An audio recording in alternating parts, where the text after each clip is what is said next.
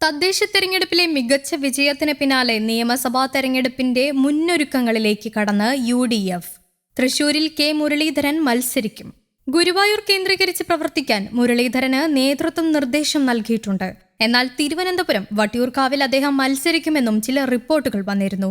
ജനുവരി ആദ്യവാരം വയനാട്ടിൽ നടക്കുന്ന ചിന്തൻ ശിബിരിൽ തെരഞ്ഞെടുപ്പ് പദ്ധതികൾക്ക് കോൺഗ്രസ് അന്തിമ രൂപം നൽകുമെന്നും പറയുന്നുണ്ട്. ഫെബ്രുവരിയിൽ കേരള യാത്രയ്ക്കും തീരുമാനമാവും.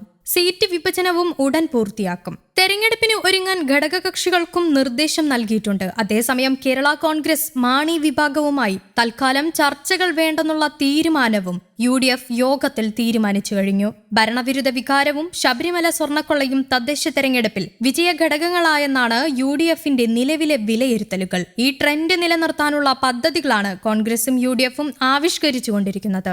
ജനുവരി 4-5 തീയതികളിൽ കോൺഗ്രസ് ചിന്തൻ ശിബിർ വയനാട്ടിൽ ചേരാൻ തീരുമാനിച്ചതായും അറിയിച്ചിട്ടുണ്ട്. നിയമസഭാ തെരഞ്ഞെടുപ്പിന്റെ അന്തിമ രൂപ തയ്യാറാക്കുകയാണ് ചിന്തൻ ശിബിരിന്റെ മുഖ്യ അജണ്ട. ഉഭയകക്ഷി ചർച്ചകൾ വേഗത്തിൽ പൂർത്തിയാക്കി UDF ഘടകകക്ഷികൾ സ്ഥാനാർത്ഥി നിർണയത്തിലേക്ക് കടക്കാനും തീരുമാനമായിട്ടുണ്ട്. ഫെബ്രുവരി ആദ്യവാരം കാസർഗോഡ് മുതൽ തിരുവനന്തപുരം വരെയുള്ള ജാഥയാണ് സംഘടിപ്പിക്കാൻ പോകുന്നത്. പ്രതിപക്ഷ നേതാവിന്റെ നേതൃത്വത്തിലാകും ഈ ജാഥ.